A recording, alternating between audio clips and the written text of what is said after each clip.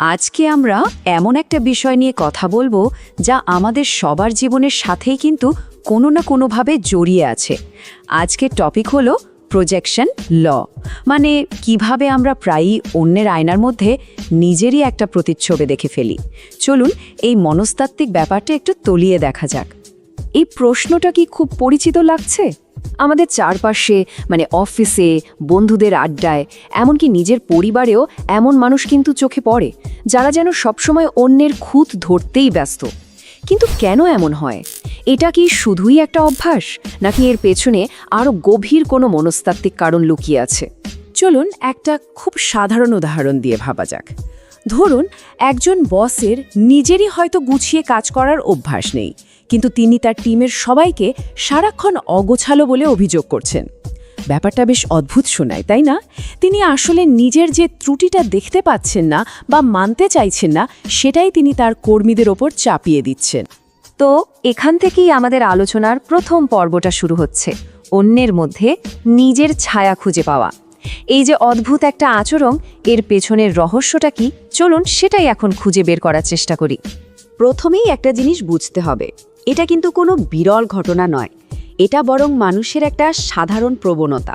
মানে আমাদের নিজেদের ভেতরে এমন কিছু দোষ বা ত্রুটি লুকিয়ে থাকে যেগুলো আমরা নিজেরা স্বীকার করতে চাই না।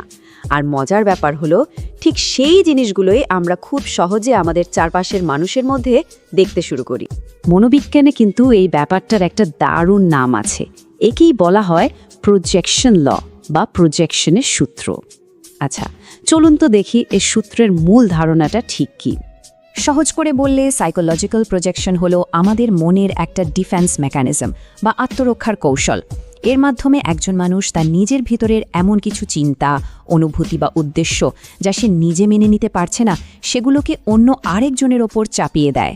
আর সবচেয়ে গুরুত্বপূর্ণ বিষয় হলো, পুরো প্রক্রিয়াটাই ঘটে আমাদের অজান্তে, মানে যে এটা করছে সে নিজেও কিন্তু জানে না যে সে এটা করছে। এই আয়নার উপমাটা কিন্তু দারুণ, তাই না? প্রজেকশনকে সবচেয়ে সহজে এভাবেই বোঝা যায়।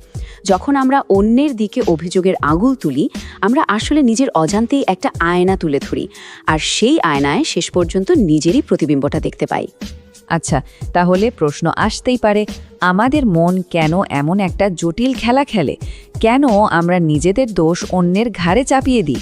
এর পেছনের কারণগুলো বোঝা কিন্তু খুব জরুরি। পুরো ব্যাপারটা আসলে কয়েকটা ধাপে ঘটে। প্রথমে কোনো ব্যক্তির মধ্যে এমন একটা বৈশিষ্ট্য থাকে যা সে নিজের অজান্তে অপছন্দ করে। এরপর যেটা হয়, তার মন সচেতনভাবে সেই দোষটা স্বীকার করতে চায় না, অস্বীকার করে। আর সবশেষে এই অস্বস্তি থেকে বাঁচার জন্য মন খুব চালাকি করে ওই দোষটাকেই অন্য কারোর ওপর চাপিয়ে দেয় বা প্রজেক্ট করে। তাহলে ব্যাপারটা কি দাঁড়ালো? পুরোটাই আমাদের ইগো বা অহমের একটা আত্মরক্ষার খেলা। আসলে নিজের সম্পর্কে কোনো কঠিন বা অস্বস্তিকর সত্যি মেনে নেওয়ার চেয়ে অন্যের ওপর দোষ চাপিয়ে দেওয়াটা আমাদের মনের জন্য অনেক বেশি সহজ। এখন কথা হলো, এই প্রজেকশনের অভ্যাসটা আমাদের ব্যক্তিগত আর পেশাগত সম্পর্কের ওপর কতটা খারাপ প্রভাব ফেলতে পারে, কারণ এর ফল কিন্তু প্রায় সবসময়ই নেতিবাচক হয়।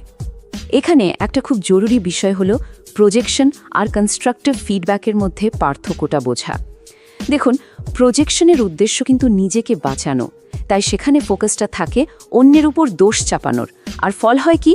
শুধু দ্বন্দ্ব আর অবিশ্বাস। অন্যদিকে কনস্ট্রাকটিভ ফিডব্যাক বা গঠনমূলক সমালোচনার উদ্দেশ্য একদম উল্টো। সেখানে উদ্দেশ্য থাকে সাহায্য করা, পরিস্থিতির উন্নতি করা, আর তার ফলে সম্পর্কটা নষ্ট না হয়ে বরং আরও মজবুত হয়। এই প্রজেকশনের কারণে কি হয়?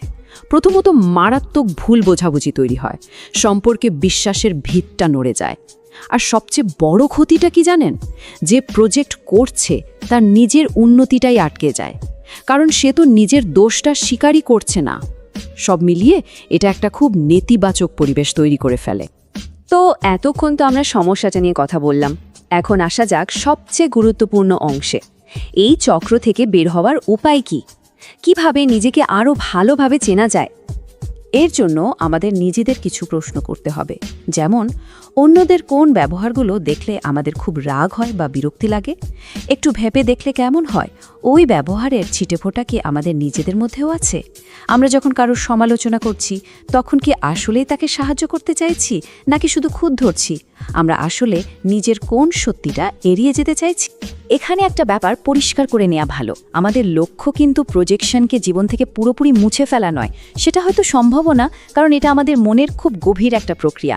আসল লক্ষ্য হলো এই ব্যাপারে সচেতন হওয়া, মানে যখনই আমরা এটা করছি সেটা ধরতে পারা, তাহলেই কিন্তু নিজেকে সামলে নেওয়ার একটা সুযোগ তৈরি হয়।